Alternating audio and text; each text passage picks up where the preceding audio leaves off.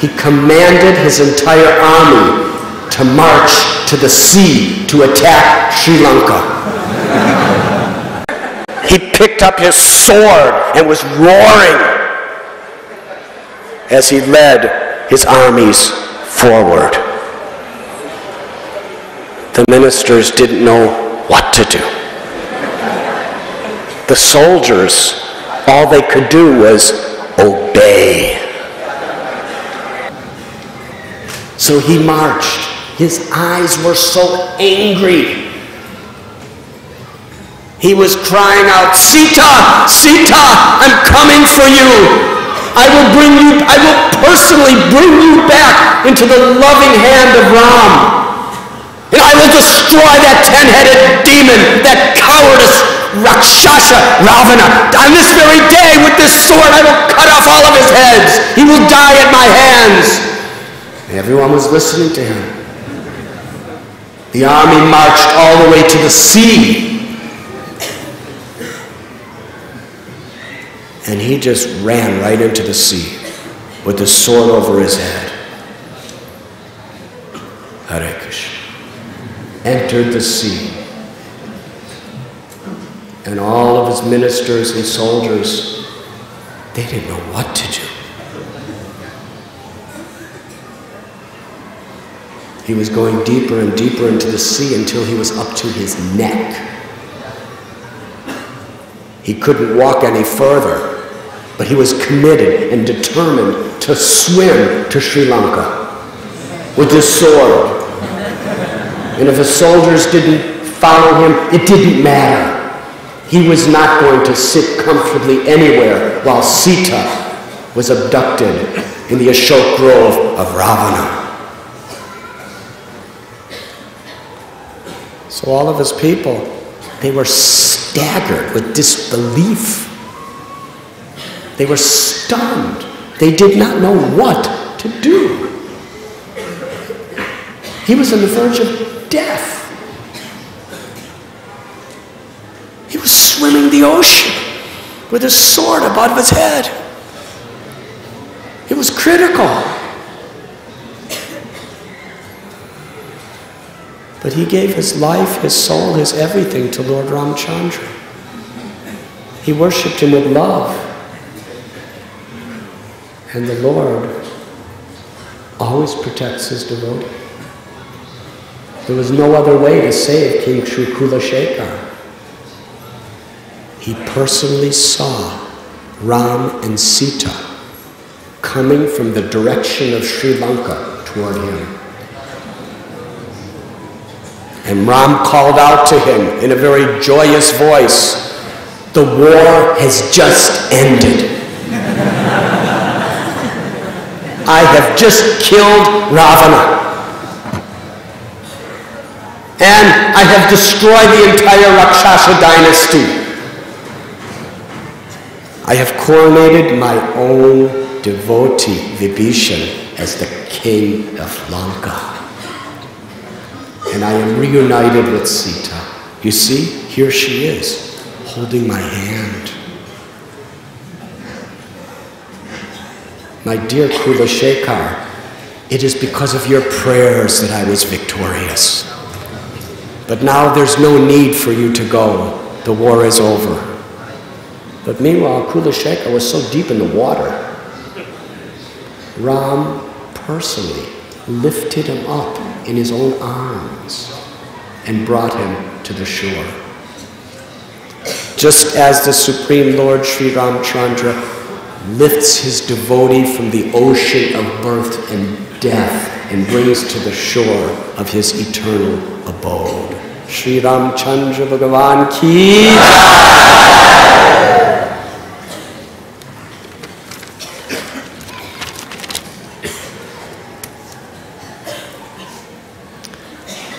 The ministers didn't know what to do with their king. He had gone mad. But he was ruling the state. They considered that he had a mental disease. And what was the cause of the disease? His associating with Vaishnavas. that they were just making him mad. And his associating with Vaishnavas was the major part of his life. He was inviting these sadhus to come and live with him, and he gave them every possible freedom and facility within the kingdom. They could just go anywhere and do anything they wanted because they were Vaishnavas. In fact, they could come and see him anytime, anywhere. If he was sitting in a royal court or assembly room, if a Vaishnav came, he would just stop the whole conference with his ministers, whatever important, and just talk Hari Katha with the Vaishnavas. They were just coming in and out, and there were hundreds of these Vaishnavas all over the place. And they saw that the king, he loved the Vaishnavas. He worshipped the Vaishnavas. Before he would even worship his deity in the temple, he would first honor, serve, and worship the devotees. And it was because of their Hari Katha and Hari Kirtan that he had become mad. He had become crazy. We have to do something. But at the same time, if it wasn't for those Vaishnavas, then the king would definitely leave his kingdom, renounce everything, and go to Srirangam. The only thing that pacifies him enough to stay in his kingdom is the Vaishnavas singing Hari Katha and giving association. So what to do? If the Vaishnavas leave, we lose our king. And if the Vaishnavas stay, our king is just mad after Ram and he doesn't think about anything else. So they were really considering this. The kingdom was in a state of emergency. They assembled together what to do. They made a plot. The only way to salvage our king is we must break his faith in the Vaishnavas. If we break his faith in the Vaishnavas, we'll also break his faith in going to Srirangam. Because that's all Srirangam is about, living with Vaishnavas.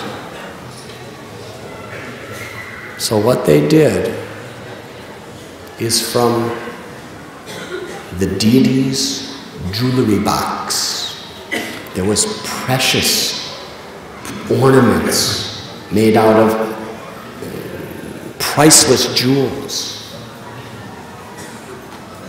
that decorated his deity every day. So they stole a beautiful, costly, bejeweled necklace from the deity's treasury. Then they reported to King Kulashekar that your lord, the deity's jewelry, is being stolen. And we have made a major investigation, and we have found that it is Vaishnavas who have done it. They are culpable. They are the ones that dress the deity. They are the only ones that have access to that treasury. There's no one else that could have done it. We have caught them red-handed. It's the Vaishnavas that have done it. And therefore we are going to take them to trial, and we will punish them. When King Kulashekar heard them speak like that, he became extremely enthusiastic to state what he felt in his heart.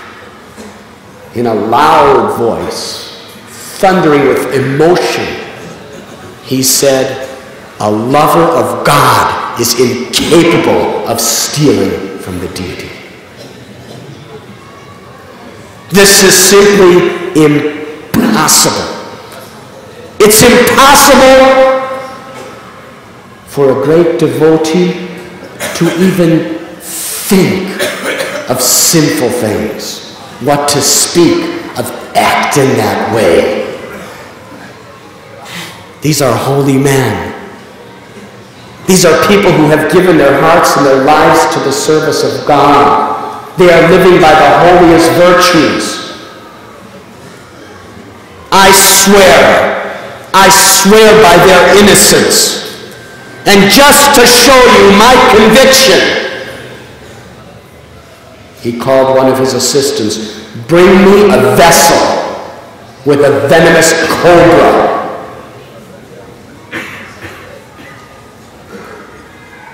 They brought him a vessel, a pot, with a deadly cobra inside.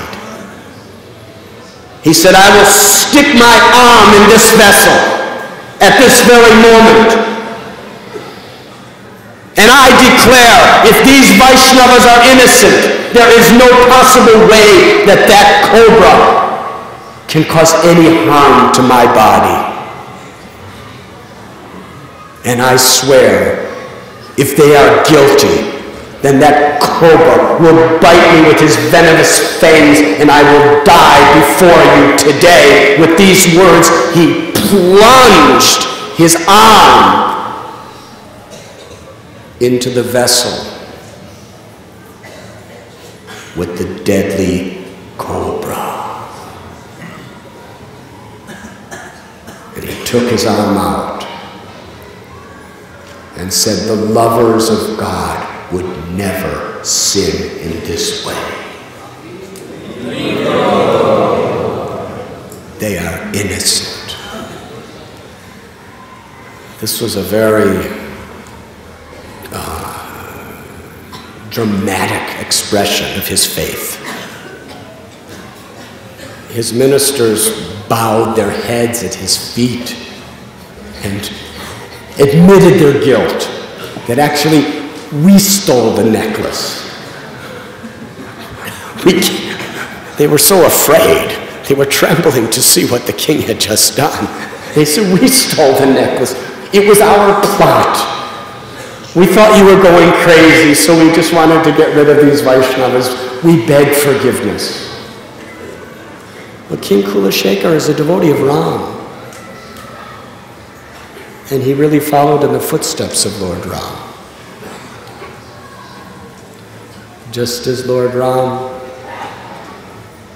when that crow clawed Sita's body and made her bleed, what could displease Ram more than that? He took a blade of grass and with a mantra, he tossed it at the crow and it became a Brahmastra.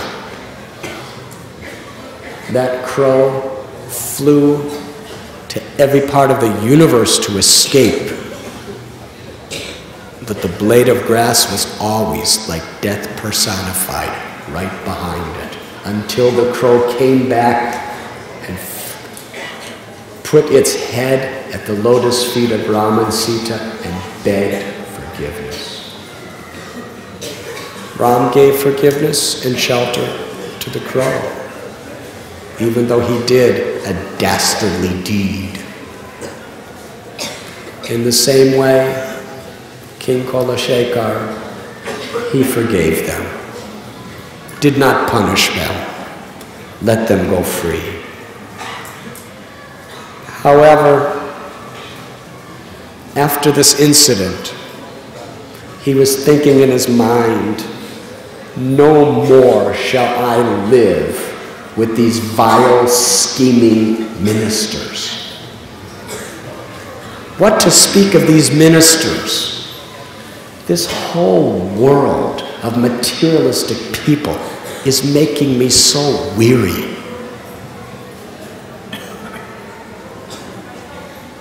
I would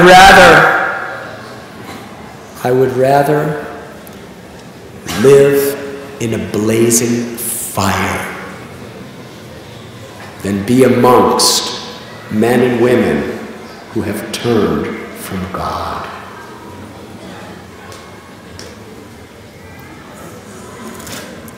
King Kulashekar installed his son, who was given the same name as his father, Dritavrata. He installed him as king.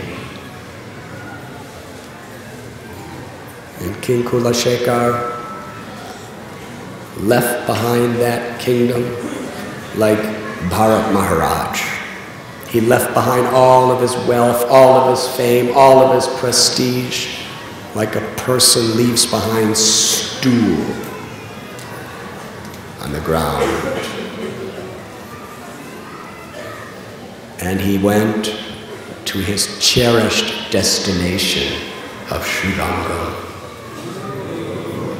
And it was in Srirangam that he spent the rest of his life worshiping Lord Ranganath and serving the devotees. The king also brought his daughter with him.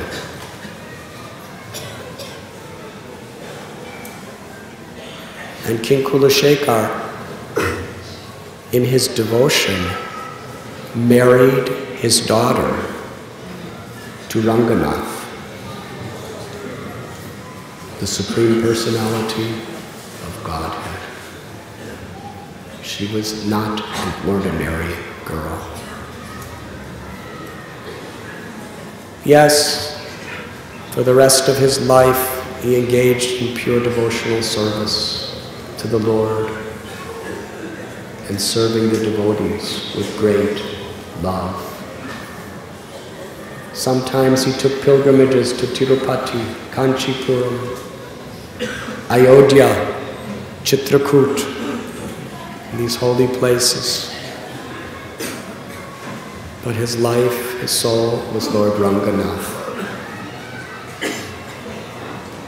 And to this day, King Kulashekar is one of the great, great inspirations for all Vaishnavas of all the four sampradayas. Let us bow our heads at the feet of this great soul.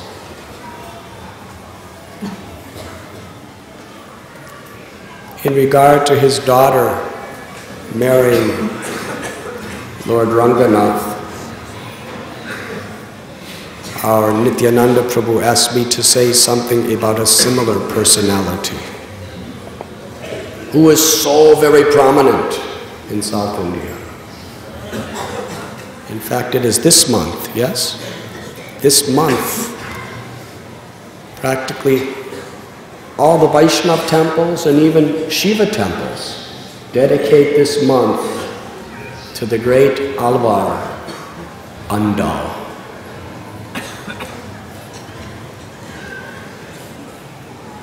The Alvars are the legendary pure devotee saints of the Sri Sampradaya. Of them, Andal is the only one who was in a female body.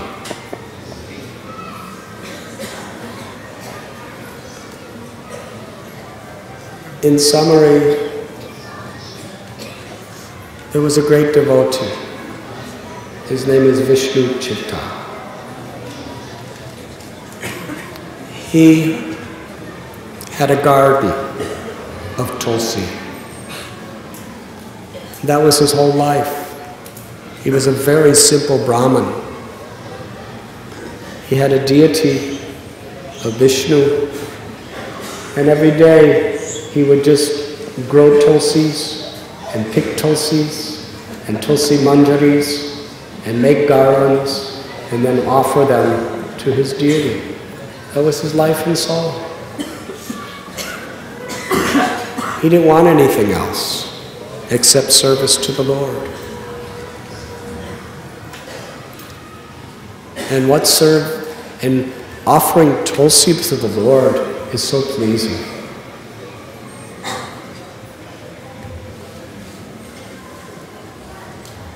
There's a beautiful painting in Udupi where Narada Muni was going to take Krishna from Dwarka.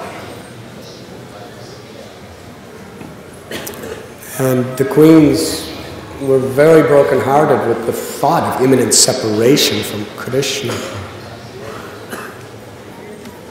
So they said, we will give our most precious jewels to you, but don't take Krishna. So it was agreed. Give Krishna's weight in jewels. So Krishna sat on one side of the scale, and they just piled diamonds and emeralds and rubies and everything else and celestial jewels. But the scale didn't move. Krishna outweighed everything, no matter how much they put on. It was a hopeless endeavor. So they took all the jewels off, and it was Rukmini. She put one tulsi leaf, and it outweighed Krishna. That is the power of the love of Tulsi Devi. Tulsi is an expansion of Brinda Devi, who is an expansion of Srimati Radharani from Goloka Vrindavan. She's the goddess of devotion. So pleasing is Tulsi Devi to Krishna that Prabhupada ordered that Tulsi worship take place in every temple throughout the world of ISKCON, because it's such a purifying activity to the devotees to sincerely worship Tulsi Devi as the servant of the servant. In fact, in the mid-70s, Srila Prabhupada sent 2 Shalagram Shilas to New Vrindavan, and I was appointed to be the pujari that was to worship them. Srila Prabhupada dictated to one devotee instructions of how I should worship Shalagram Shila. He said, the names of these Shilas were Hiranyagarbha and Sudarshan Chakra. He said, you bathe them with water mixed with rose water. And then after drying them, you massage them with sandalwood oil. And then you put chandan and tulsi leaves. And then Prabhupada emphasized, first class deity worship means tulsi leaves. He said, first class Shalagram worship means tulsi leaves. He said, if you have nothing else, just offer tulsi leaves and your worship is complete. But you can also offer him, you can also paint a face on him with Gopi Chandan, and you can offer him a chadar, a dhoti, a crown, and a flute. But what really rang in my heart was Prabhupada's emphasis that first-class worship is tulsi leaves. And if you have nothing else, Krishna will be satisfied with tulsi leaves.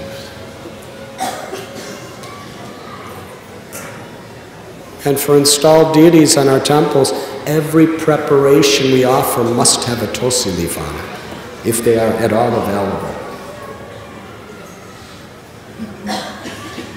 So Vishnu Chitta, his life and soul was growing tulsi in his garden and offering those leaves and garlands to Lord Vishnu. One day, when he was digging in the garden, out from the ground came a most beautiful little baby girl. He named her Gouda. and she later became famous as Anda.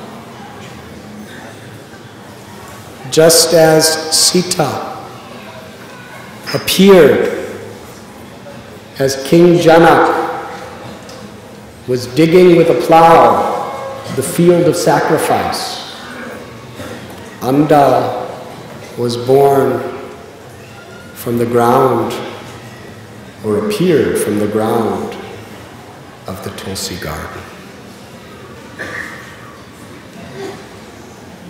She was extraordinarily beautiful. The Sri Sampradaya, they believe that she is the incarnation of Nigidi, one of the 8 principal queens of Krishna.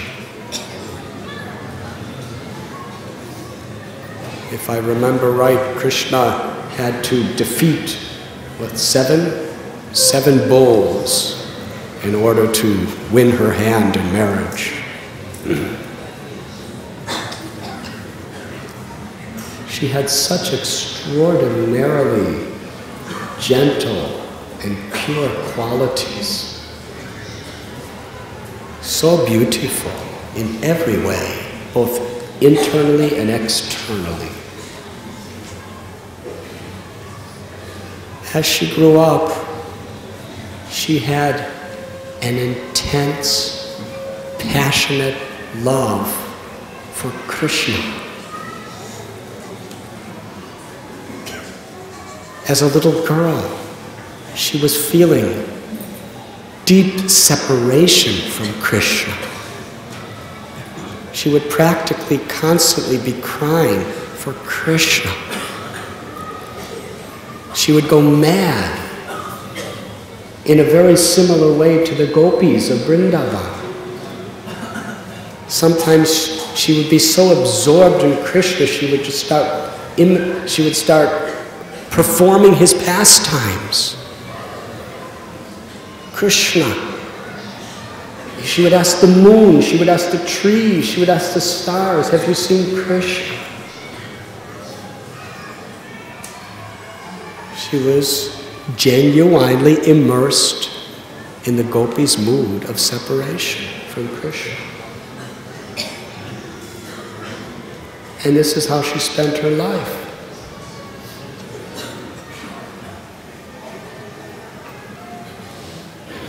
Sometimes she would go to her father's puja room, where he would arrange beautiful Tulsi garlands and Tulsi Manjari garlands for the deity. And she would put the garlands on herself before they were offered to the deities. And she'd look in the mirror and see how beautiful she was with the Tulsi garland on. And she would just marvel over how beautiful she was wearing this Tulsi garland. She would just gaze upon herself. And then she'd put it back. And her father would offer it to the deity. This went on for some time. One day, the father actually saw what she was doing. She was putting the garland on herself. So father chastised her. This is boga. You cannot put the garland on before Krishna. This is an offense. So he did not offer the Tulsi garland to Krishna that day. But that night in a dream, Lord Vishnu appeared to him and said, "Why did you not offer me a Tulsi garland today? Every day you offer, why today you did not offer?" And he explained to Lord Vishnu that my daughter, Goda, she put it on, therefore it's contaminated. I couldn't offer it to you. And Vishnu said, "Why do you say it's contaminated? If she put it on, then it has been sanctified. The fragrance of that Tulsi garland after it touches your daughter's body, makes it all the more pleasing to my heart. In fact, I give you this order. From this day on, I will not accept any tulsi garland from you that is not first worn by your daughter.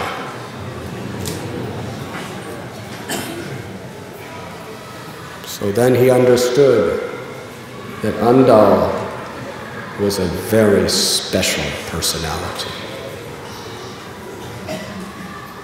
And he took very seriously her intense love for Krishna. But the years passed. She was doing like this as a girl. And she became marriageable age.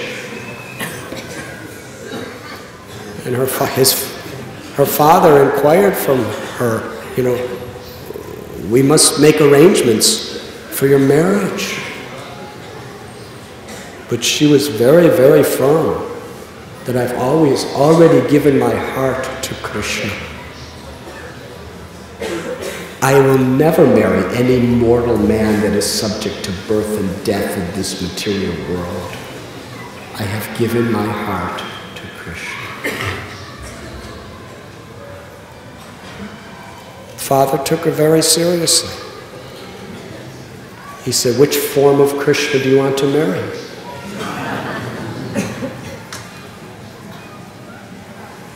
So there's 108 principal deities of Vishnu in South India. So he was reading the descriptions of each one of them. And at the very end, he described Lord Ranganath of Sri Rangam. And just by hearing about Ranganath, the ecstatic love of her heart just became overpowering. She went into ecstasy. She said, he is my life and soul. I can give my heart only to him in marriage. So the father was wondering, now what do I do? She wants to marry Ranganath in Sri Rangam. So the father had a dream, and Ranganath appeared to him and said, I hereby propose to you that I would like you to give me your daughter's hand in marriage. And at the same time, Lord Ranganath spoke to the leading pujari in Sri Rangam and said, I want to marry Andal.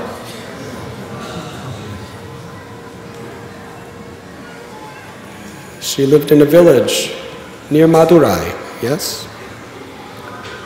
Which is quite a distance. Ranganath told the pujari, you must arrange a royal wedding procession to bring her to Sri Rangam, where we will have our marriage. So they made a beautiful palanquin, and they had marching bands and Brahmins chanting and all sorts of other festivities, and the procession went all the way to this village near Madurai, and right to the house of Vishnu Chitta.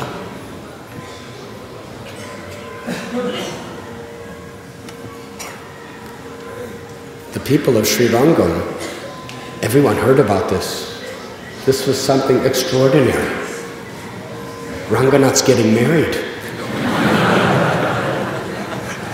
to this girl from the south. And she came out of her father's house. It was a simple house. He was just a gardener. And she stepped into the palanquin. And because she was going to be the bride of the Supreme Personality of Godhead, no other men should see her. No other eyes should touch her. So they had a beautiful palanquin with silken drapes all around so the sea could see out, but nobody could see in. And with wonderful music, instruments, and the chanting of sacred hymns, she was brought all the way to Srirangam. And when she entered the city of Srirangam, the whole city was there to welcome her. It was an amazing festival. And they brought the palanquin right on to the altar.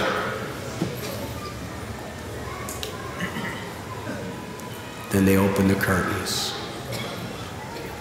and Undal came down from her palanquin. And when the pujaris and all the assembled Vaishnavas saw her beauty, they were astounded. It wasn't physical beauty. It was spiritual beauty.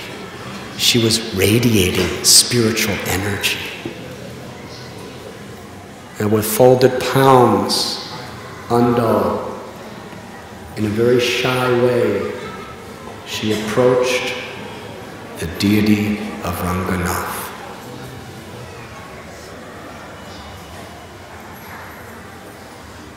And then she ascended onto Anantashesha, and right in front of everyone's vision, her body merged into the lotus feet of Ranganath.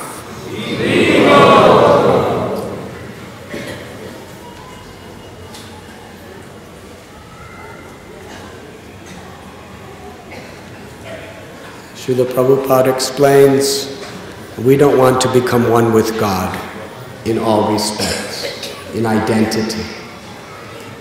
The highest form of becoming one with God is to become one in love.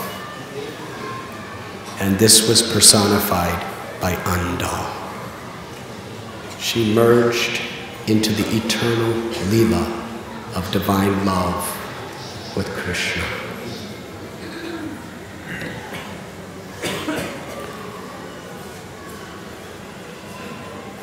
Maharaj Kulashekar,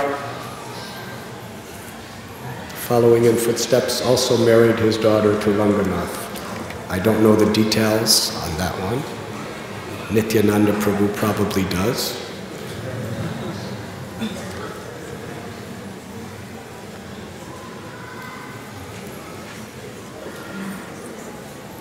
Tomorrow, I believe we are going to bathe in the 24 tirthas of Rameswaram.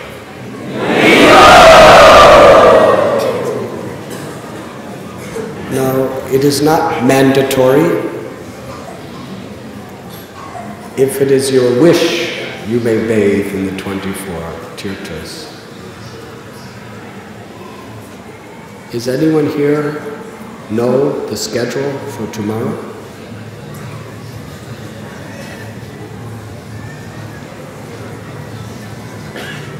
Not stories, these sacred histories.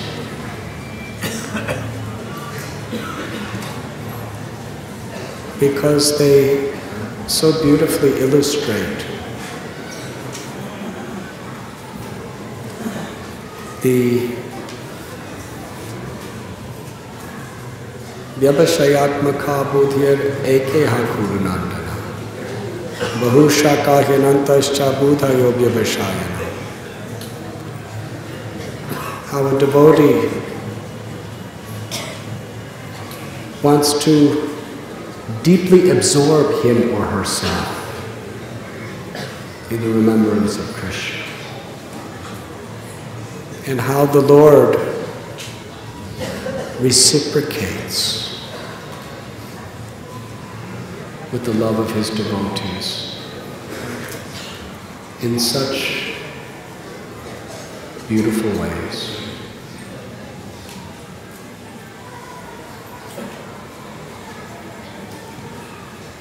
Vaishnavism is the ultimate perfection of life.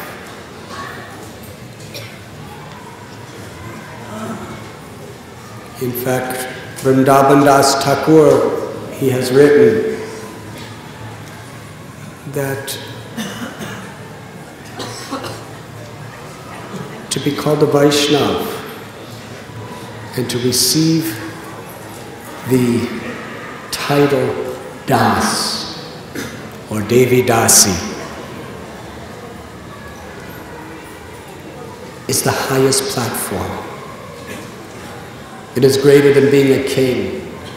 It is greater than being a mystic yogi who has attained all perfections. It is greater than attaining mukti.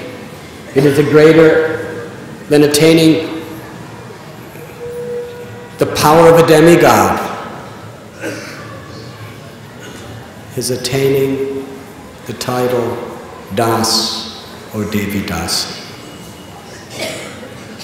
Because this is what Vaishnavism is about. Not becoming God. We're not competing with God in this world, but becoming the humble servant of the servant of the servant of the Lord. Because that through that service only does Krishna bestow upon us prema or love. To love God is the only desire of a devotee, and to serve those who love God. When Srila Prabhupada was asked, what service will please you the most? Prabhupada answered, to love Krishna. It doesn't really matter what service we do. Whether we're washing pots, or whether we're preaching to thousands of people, whether we're a manager, or giving donations, or distributing books. What pleases Krishna most and what pleases Prabhupada most is whatever we do it in a spirit of love for Krishna. And it is that love that Sri Chaitanya Mahaprabhu has descended in this world to give. Namo Mahabharanyaya Krishna Prema Pradayate Krishnaya Krishna Chaitanya Namane Gaurateshe Namaha. He's the most munificent of all incarnations because he's giving this love of Krishna so freely, without discrimination. We cannot imitate Andal Anwar. If we do, we're just a cheap sahaja. We cannot imitate Maharaj Kula Shekhar. If we do, we're just a false renunciate. But we can attain that same ecstasy of love of Godhead. In fact, Sri Chaitanya Mahaprabhu, he is giving freely the ultimate state of love of God. Beyond Vaikuntha, the prema of the residents of Vrindavan. He is Radha and Krishna who has descended to open the doors to Goloka Vrindavan to all of us. But we must be sincere. We must develop a proper attitude of service. We must develop a proper attitude of honesty and morality.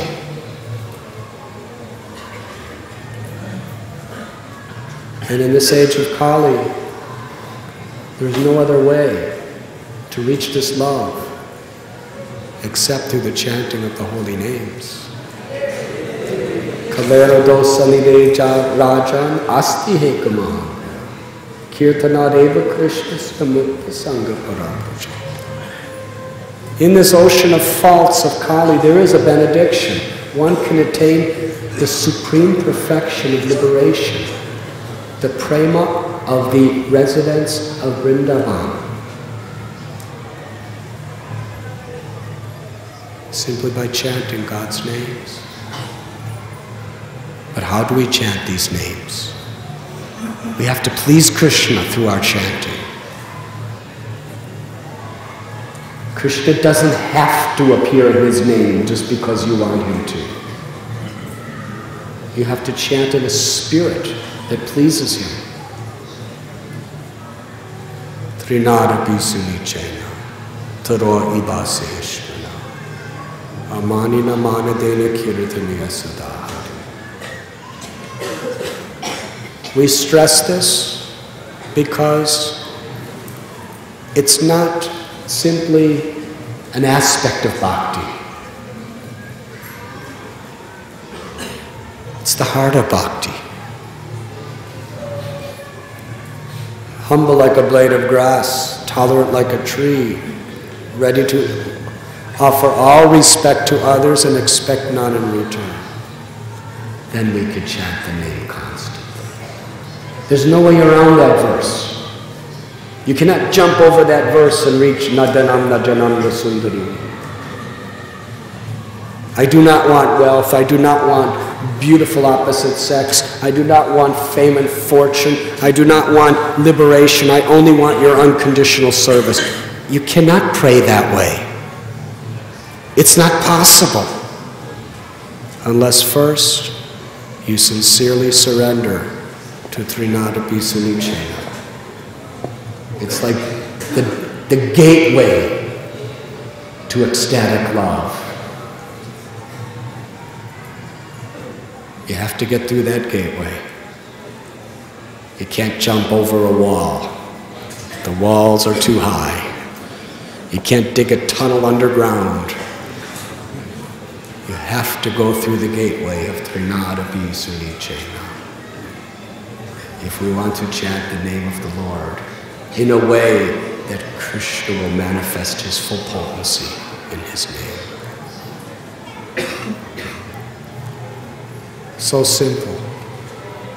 But this is what Lord Chaitanya has come to give us. And when we hear about the wonderful leelas of the devotees who manifest ecstatic love of God in these Vaishnava sampradayas, it simply gives us great enthusiasm and hope in the mercy of Sri Chaitanya Mahaprabhu. And how do we apply it to our lives? By learning how to sincerely take shelter of service to Guru and Vaishnavas and the chanting of the holy name.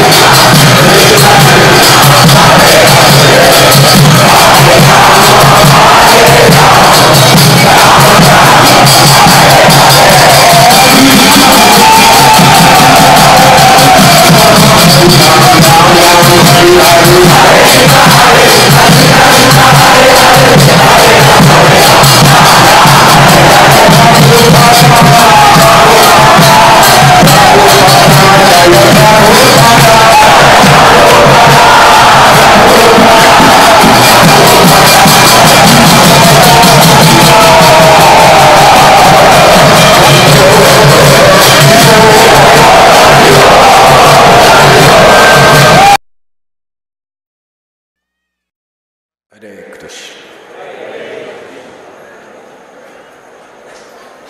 My sincere gratitude at the lotus feet of all of the worshipable Vaishnavas who have assembled today in this holy place, Sri Rameswaram.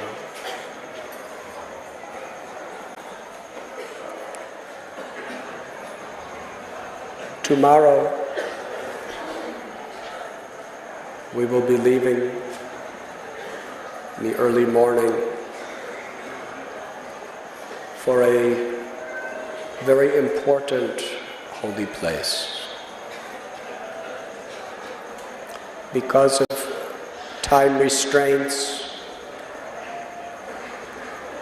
we will not have the opportunity to give much of a lecture there. So I will briefly describe the significance of this place this evening.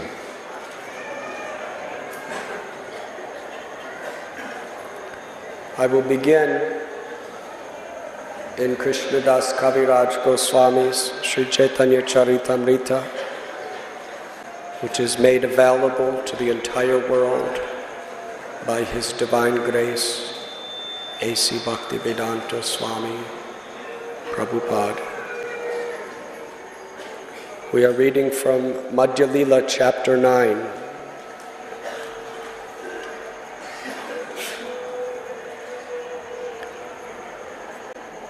After thus assuring the Brahman, Sri Chaitanya Mahaprabhu proceeded further into southern India and finally arrived at Durvasan, where he bathed in the river Kritamala.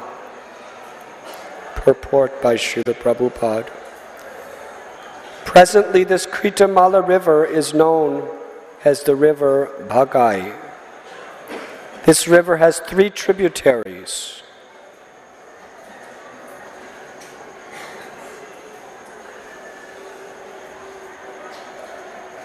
Named Suruli, Varahanadi, and Batilagundu. The river Kritamala is also mentioned in Srimad Bhagavatam by the sage Karabhajan.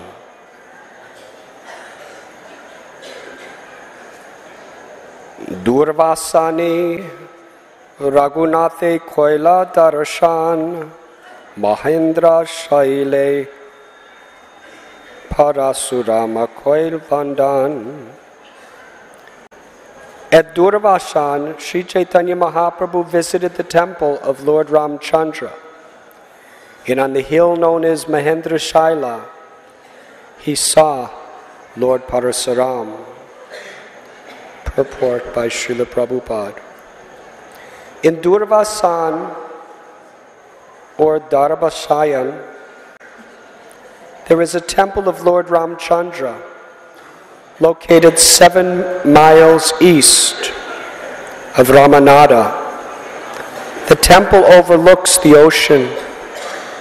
The hill known as Mahendra Shaila is near Tinebeli. Tomorrow we will be visiting Durvasana.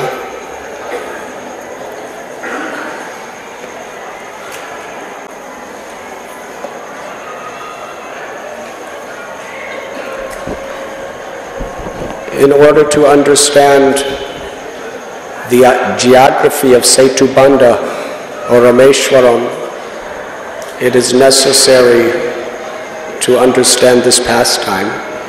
Some days back, we presented the narration of Lord Sri Ramchandra,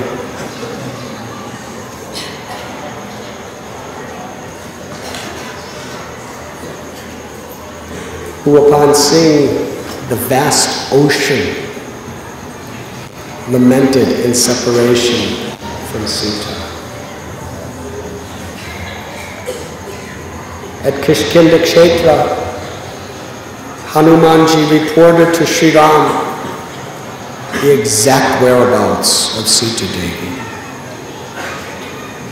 and a graphic description of the fortified domain of Ravana on the Trikuta mountain in Sri Lanka.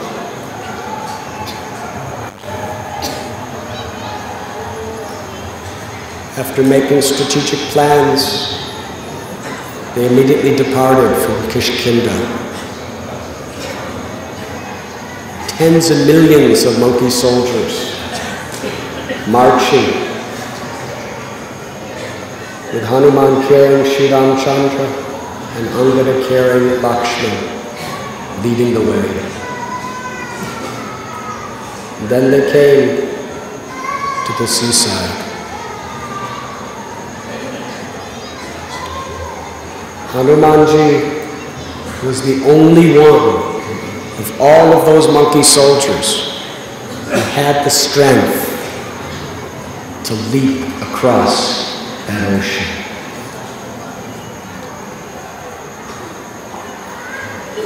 How to bring the army there? This was a great dilemma. Ramchandra saw that between him and Sita was an ocean that seemed impassable.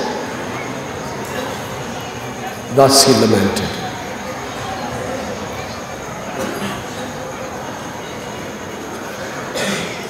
In separation. It was at Durbashana that this took place. It's about 57 kilometers from here on the way to Madurai, where we will be going tomorrow. It was here that Sri Ramchandra was feeling that intense separation from Sita. And at that time, Vibhishan surrendered to Ramchandra. Between here and Dhanushkoti is the place where Ramchandra coronated Vibhishan as the ruler of Lanka. It was in Durbashana that Vibhishan came down from the air, prostrated himself at the lotus feet of Sri Ram, and surrendered his life, leaving behind his home, his family, his wealth, his position, his numerous friends, everything, to take shelter of Sri Ram. Vibhishan was asked, "How do you suggest we can cross the ocean?" Vibhishan gave his advice, that I believe that Lord Sri Ram should personally invoke the presence of Samudra, the presiding deity of the sea, and he will show the way. Durvashana is the place that Ramchandra laid durva grass on the ground, on the shore of the sea. And he sat there, fasting, praying for 3 days and 3 nights, invoking the presence of the ocean. But Samudra did not appear. It was at Durvashana that Ramchandra became so angry with the arrogance of this demigod that with flaming red eyes, he drew his bow, shot arrows into that ocean, creating massive waves, creating such heat that steam was forming clouds as it ascended from the ocean. The aquatics were screaming in pain. The whole ocean was agitated. Ramchandra then took a golden arrow and invoked Brahmastra. And when he stood like death personified, there were massive waves like mountains forming. The ocean receded 10 miles. It was then that Samudra appeared with folded palms and surrendered to Sri Ram. It was at Durvashana that the ocean told Ram that Nala, the monkey soldier who was the son of Vishwakarma, he had the capacity to create a bridge and design that would give passage to Lanka. And Samudra would support and give no obstacles.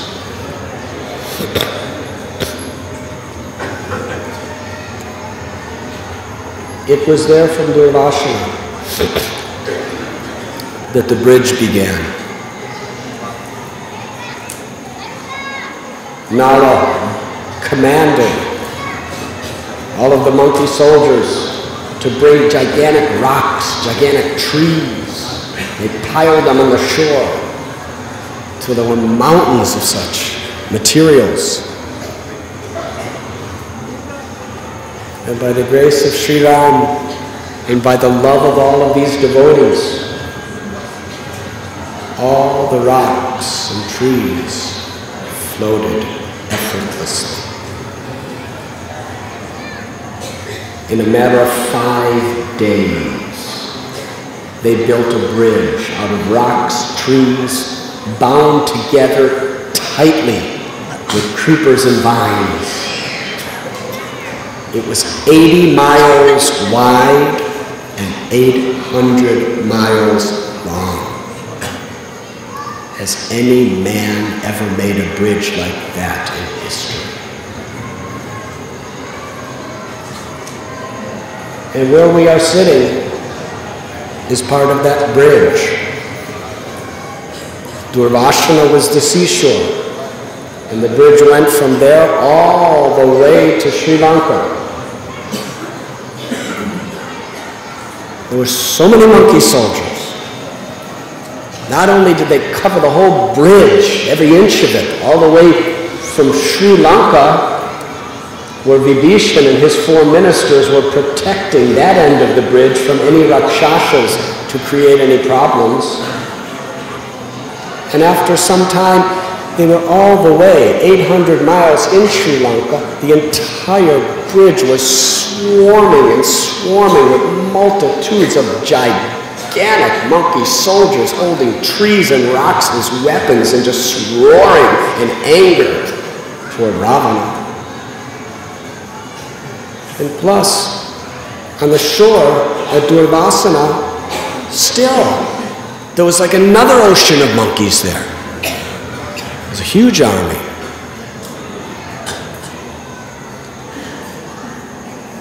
So after the battle was fought, Ravana was liberated from his lusty mentality by the grace of Ram.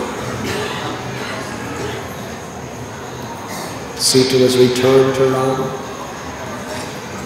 They came back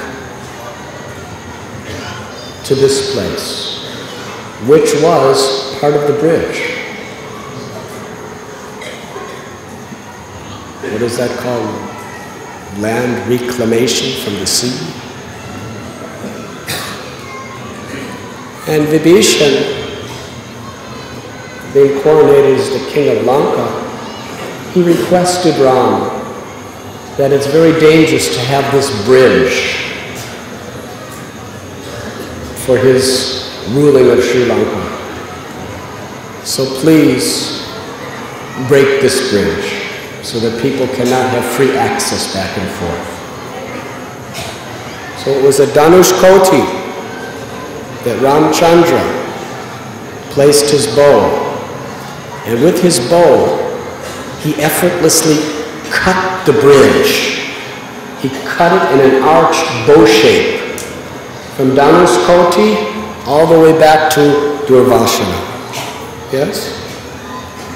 Which includes here.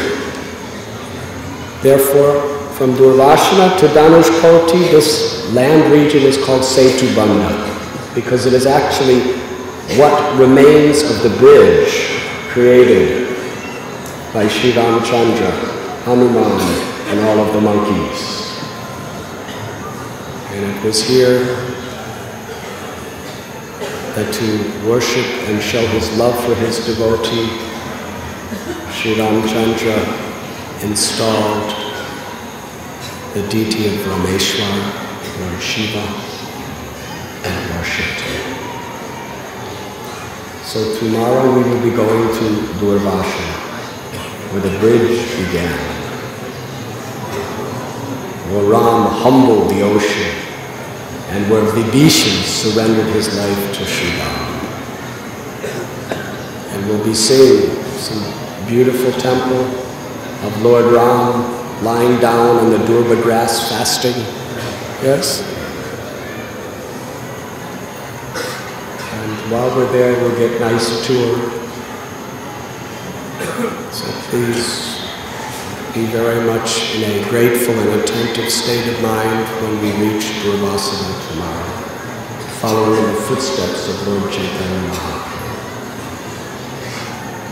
And from there, we will be going to Rishabh Hill, which we discussed. Lord Chaitanya, that is where he first met Paramananda Puri, and it is also the place of Lord Rishabdev, the son of Maharaj Bharat, the father of Maharaj Bharat. It's a very, very holy and beautiful place. And from there, we must go into the crowded metropolitan city of Madurai, which happens to be the second most populated city in Tamil Nadu after Chennai.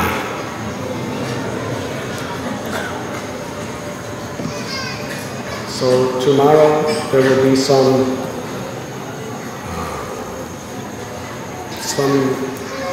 let us say, time restraints. In Durvashana, Rishabh Hill, and then to Madurai, because we all have to relocate into new hotels and guest houses, dharamshalas, ashrams, wherever you're staying. And it's a city. So be prepared for some devotional service in the mood of patience, tolerance, forgiveness, gratitude, and it's very easy if you just keep your mind on the holy name of the Lord.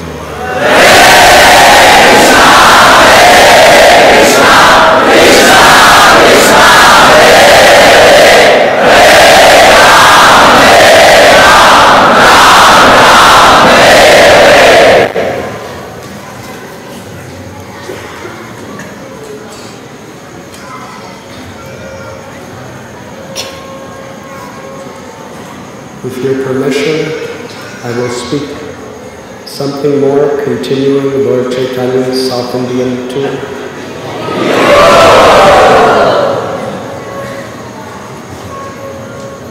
From Durvashana, the next place Sri Chaitanya Mahaprabhu came was Dhanushkoti. He took his bath there and then came to worship the deity of Rameswaram, Mahadev.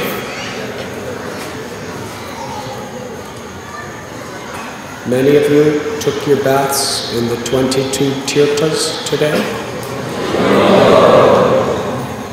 22 tirthas plus the ocean and Dhanushkoti.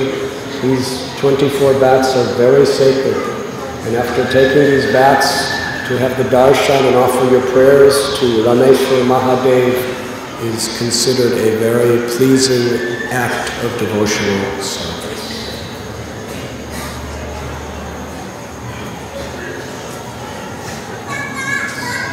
So I hope you are all very happily purified today. So nice seeing thousands of devotees running around soaking wet. Very nice. It's very humbling, especially. It's actually not humbling, but amusing to see these aristocratic people of Bombay just running around soaking wet in public.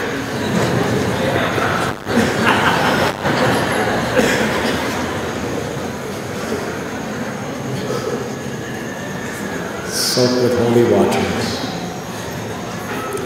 From Rameswaram, Sri Chaitanya Mahaprabhu visited so many holy places.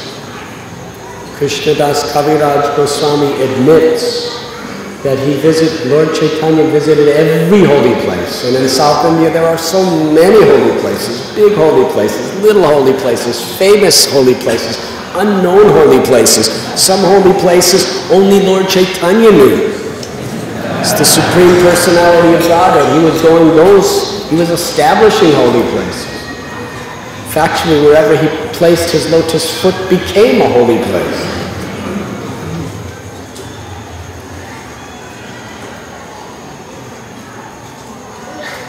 Eventually he came to Kanyakumari, which is the southernmost part of the subcontinent of India. After this yatra ends, the brahmacharis and sannyasis are going to begin another yatra. We wanted everyone to come, but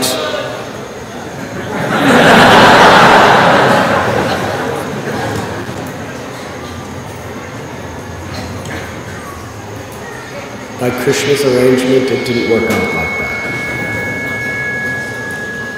So we'll be going to Kanyakumari, where again 2 oceans are meeting. The Indian Ocean and the Arabian Sea. And it's very nice. You're right at a point. India just ends with a point, and you're standing at a point surrounded on 3 sides by ocean, vast ocean. And the sunset there is very beautiful. I'm sure Lord Chaitanya saw the sunset. I was there some years ago, and as the sun was setting, there was hundreds and hundreds of people just standing on this little thin tip of India. They're all standing there watching the sunset. It was like a meditation, like a holy form of worship. And it's actually amazing how the sun sets there. It's just going down very slow, and it's very big size sun. It just merges into the ocean, the sunset, very extraordinary. And when the upper edge of the sun descended into the ocean, everyone there cried out, Surya Dev ki jai! That's how they end the day at Kanyakumari. We'll be chanting Mahamantra.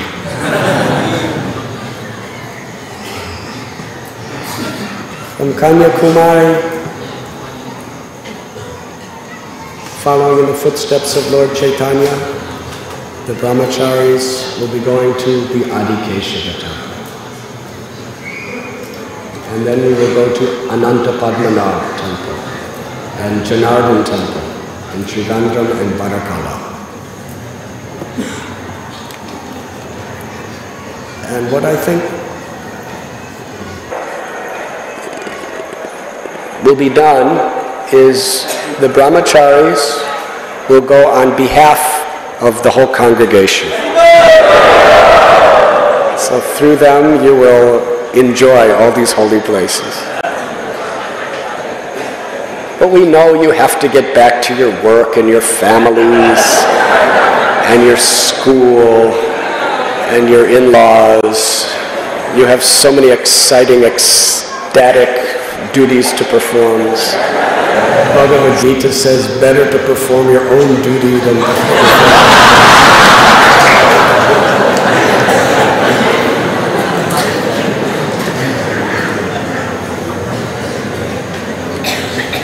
From Kanyakumari, Lord Chaitanya went to Adikeshava.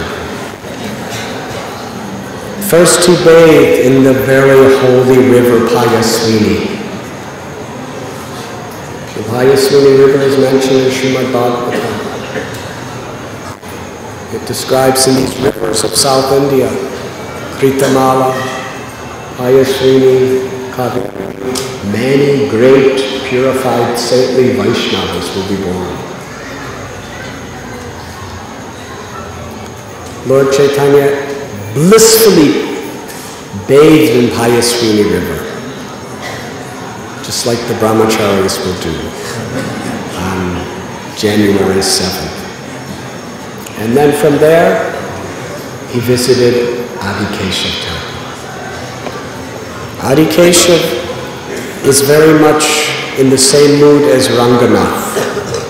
He's Mahavishnu, laying down in his yoga nidra on Anantashesha in the company of Lakshmi Devi. Beautiful Murti. Krishnadas Kaviraj Goswami explains Lord Sri Chaitanya Mahaprabhu was so ecstatic to see the beauty of Adikeshava. He was so happy. In front of the deity, he danced and danced and danced in bliss, loudly chanting the holy name.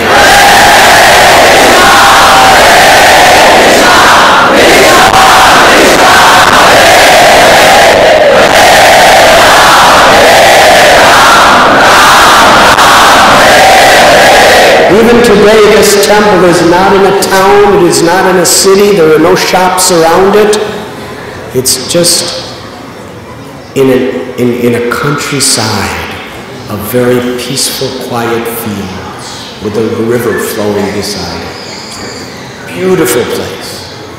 But still, when Chaitanya Mahaprabhu was dancing and chanting, all the villagers from all places coming, they all heard about his presence. When they saw the beauty of his golden form, with tears of ecstasy flowing from his eyes, their hearts melted in ecstatic love of God.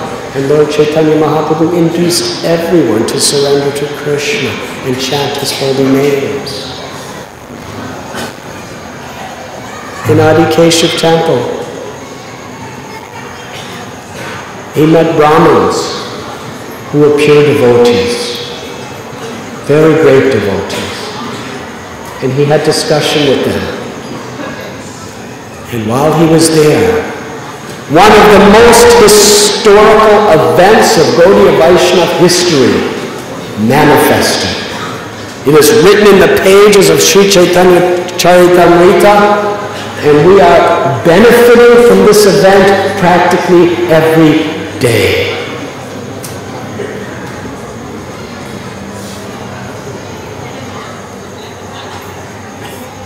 One of my godbrothers once did research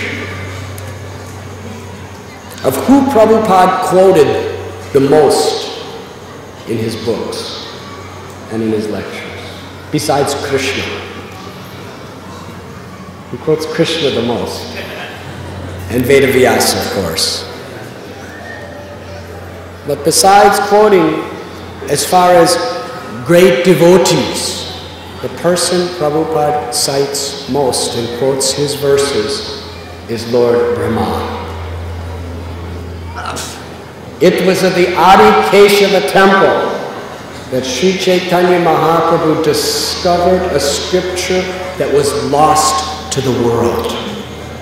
But there happened to be one copy, an ancient manuscript in this temple.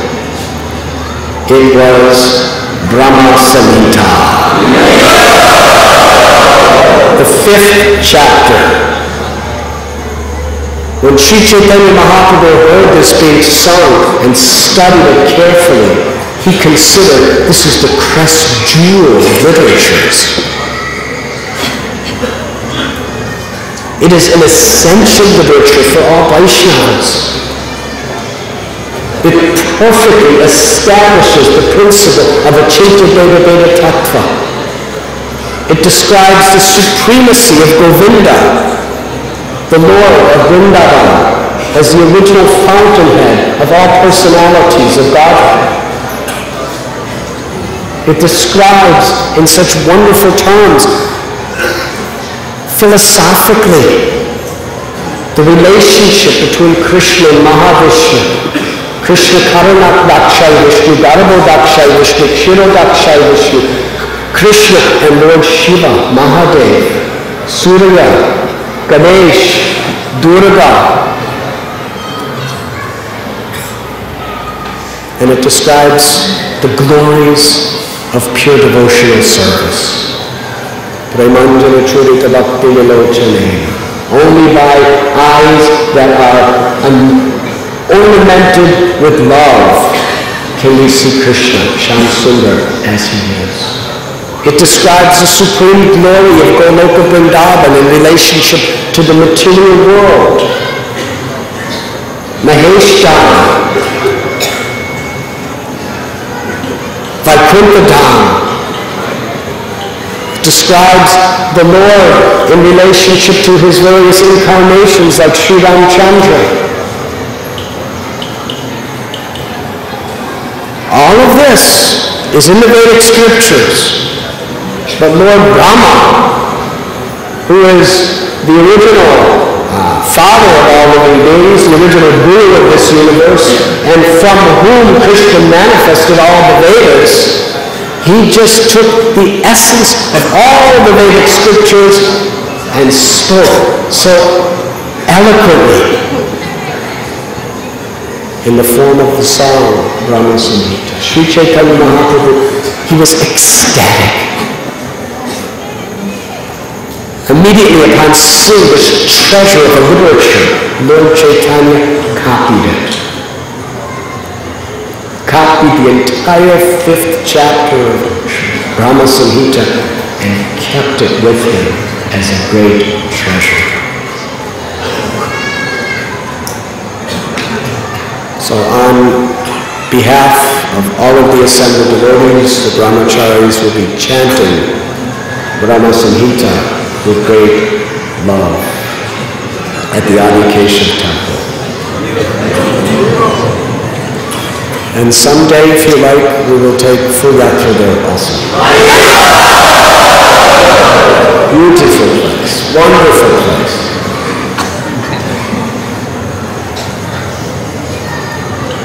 From Adi Keshav temple, Sri Chaitanya Mahaprabhu traveled by foot to Trivandrum. And there he visited Ananta Padmanabh. Glorious temple. Huge temple. And there again, Lord Vishnu is laying down on Ananta Shesha, being worshipped by Lakshmi. But I believe Ananta Padmanabh, he's so big, his deity. How many of you have been there? To have his darshan, you have to look through 3 different doors. There's 3 altars. Doors. One door, you have darshan of his feet. Then you travel some distance to the next door, and you have darshan of his waist and chest. And then you travel a little way, and to the next door, and you have darshan of his beautiful face. That is Ananta Padmanabh. Sri Chaitanya Mahaprabhu spent several days there dancing in transcendental ecstasy while chanting the holy name.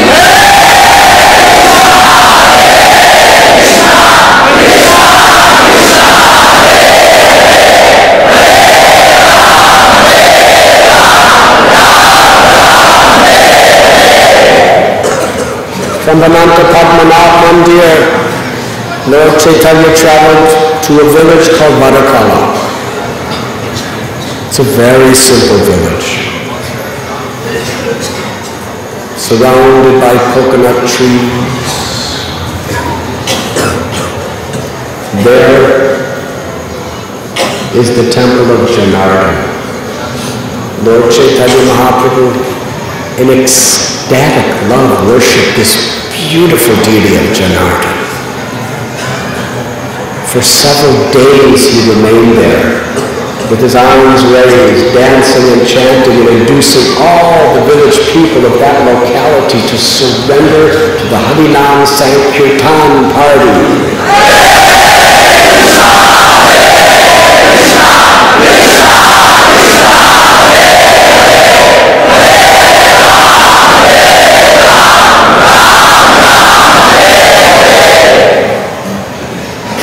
From Varakala, after worshipping Lord Janardhan, Sri Chaitanya Mahaprabhu visited Sringeri Math,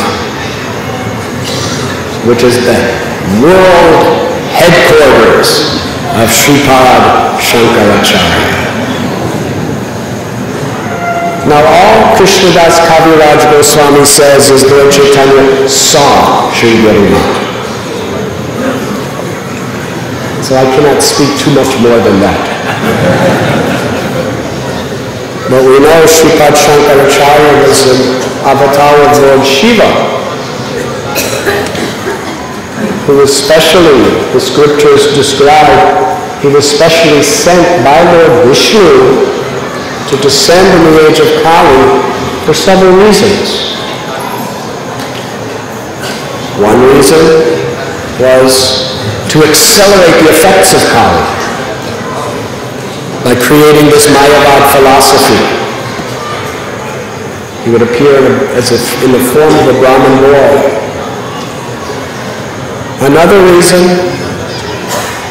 besides creating a system of word jugglery that would delude people from surrendering to the personality of Godhead, he also was part of a chronological system, because he was Mahadev, he was Shiva, he's the greatest of all Vaishnavas. And most of the places that Lord Shankaracharya worshipped are places of Krishna. In Bhadragashram, he worships Bhadra Vishal, who's Vishnu. In Dwarka, he started a month where he worships Dwarkadish. In Jagannath Puri, he's Govardhan Math. He worships Jagannath.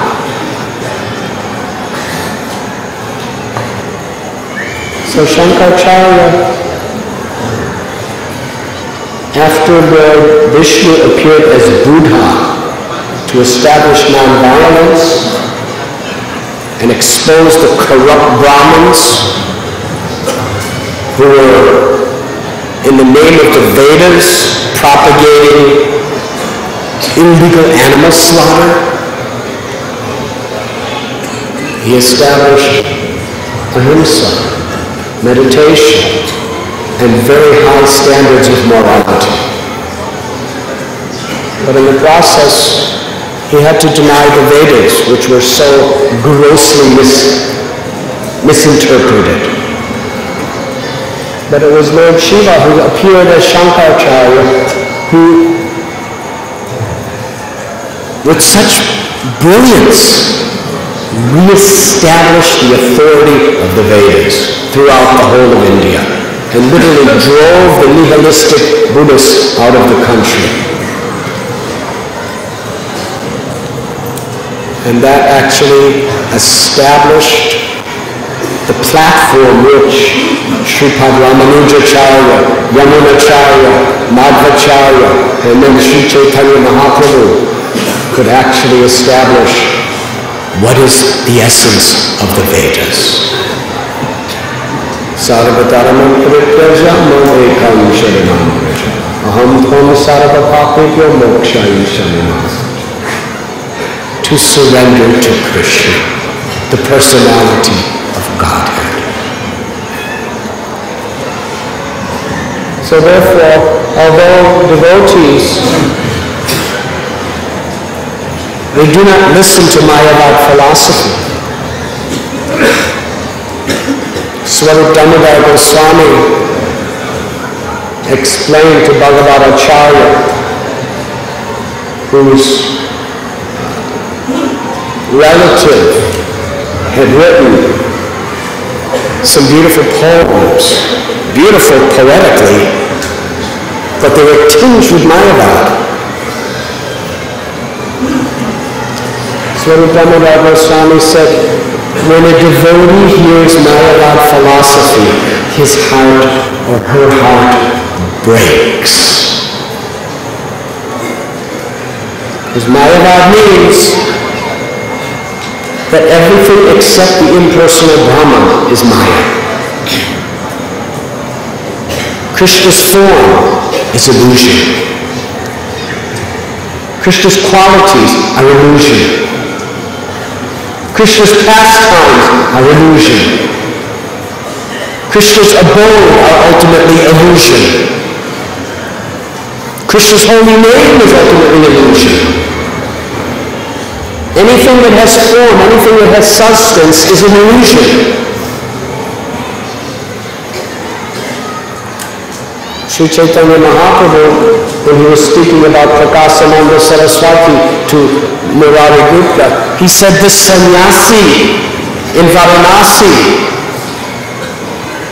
through his words, through the philosophy he's teaching, he's cutting the limbs of the Lord. He's cutting off the head of the Lord, the limbs of the Lord. He's extinguishing the very identity and personality of the Lord.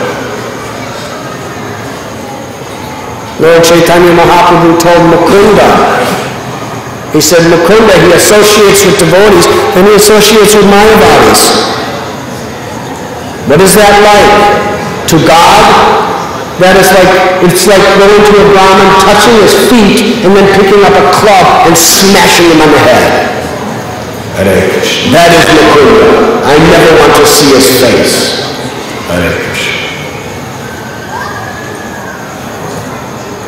Lord Chaitanya said that even a person in a very advanced state of Krishna consciousness, if he opens his heart with some submissiveness to hear Mayavad philosophy, fall down.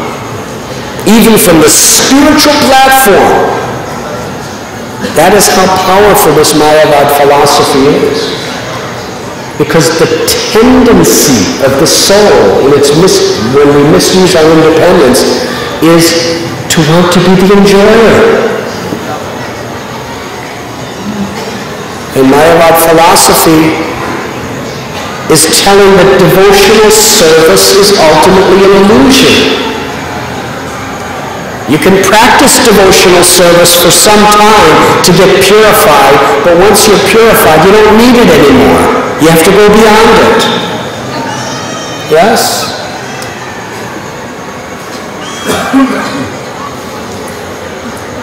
You use an instrument to take a diseased situation out of your body, and then you throw the disease out and throw the instrument away. You don't need it once you're pure, once you're cured. Devotional service is just a means of purification.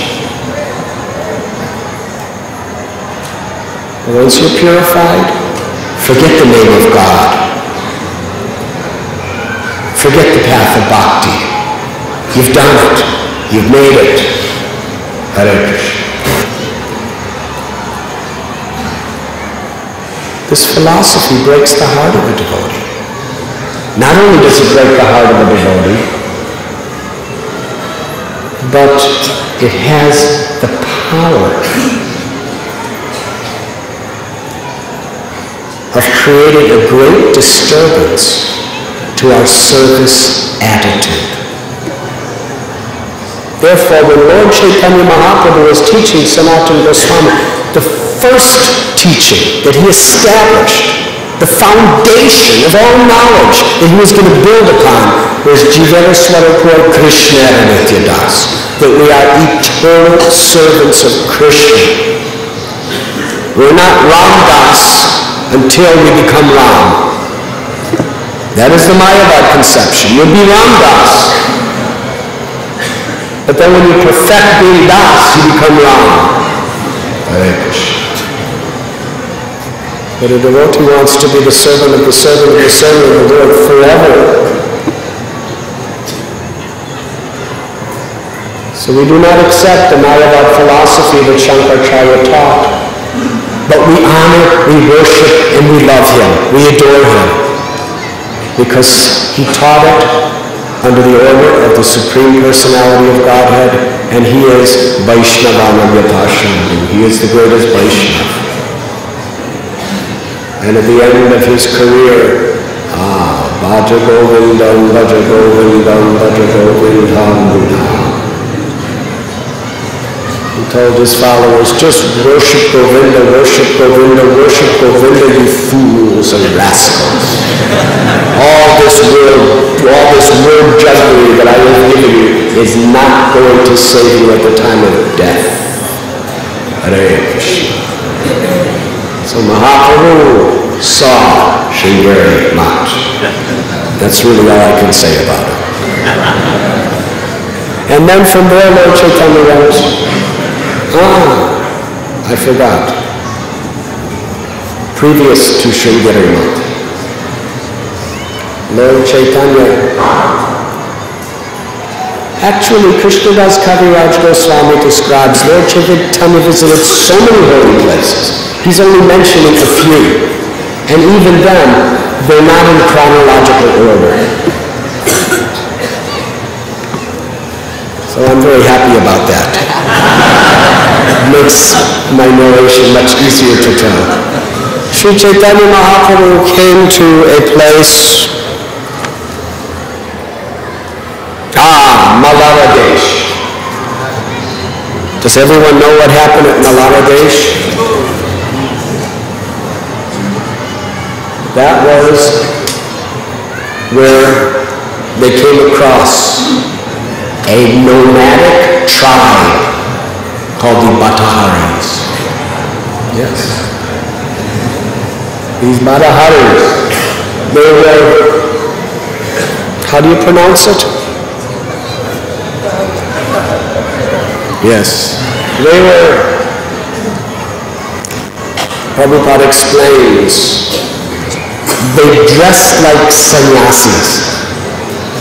They pretended to be sannyasis just to exploit and cheat innocent people. And by tantric, yogic means, which are the modes of ignorance and passion, they would somehow or other seduce beautiful young ladies to join their tribe. Take them away from home. And they would use those beautiful young ladies to recruit, by seduction, young men. And once anybody came into their association, they were such powerful people. They had some mystic cities, and they also were so deeply engrossed in sense gratification that their association would contaminate people's hearts. And their tribe was getting bigger and bigger and bigger.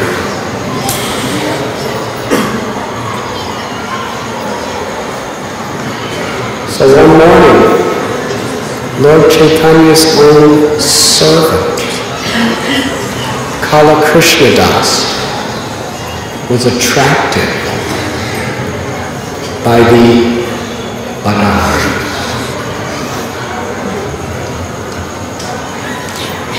Early in the morning, without even saying anything to Lord Chaitanya, he left him to join. Sri Chaitanya Mahaprabhu came right behind him. He entered into the camp of these Mataharis.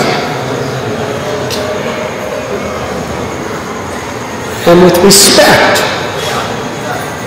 he said, "You are all sannyasis, and I am also a sannyasi. So why are you causing me this trouble? Why have you taken away my personal assistant and caused me this grief?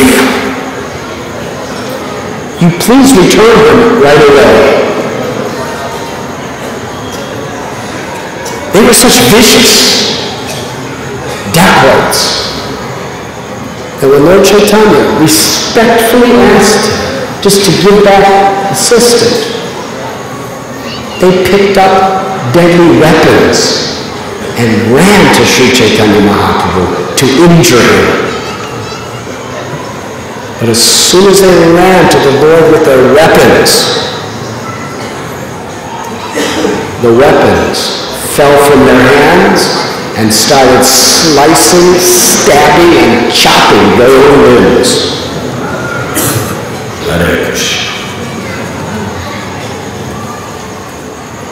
It's a glorious event. They're running and the weapons are running behind them, chopping off their arms, chopping off their legs, stabbing them. And the Badaharis were just getting all, their limbs were being severed and blood everywhere. And people were, the others who were not getting sliced by weapons, they saw it and they all just started screaming and roaring and running in all the four directions away from the weapons. And everyone was just running away from the weapons as the weapons were chasing them. And Sri Chaitanya Mahaprabhu, in the middle of this total chaos in the tribe of Bhattaharis, he grabbed Krishna by the hair and brought him back to his lotus feet. Hare Krishna. That is the mercy of the Lord. Now in a later chapter of Chaitanya Charitamrita, Srila Prabhupada describes, this is how powerful Maya is. This is how powerful the objects of the senses are. Even a man who is in constant association with Sri Chaitanya Mahaprabhu, the most merciful, magnanimous of all avatars,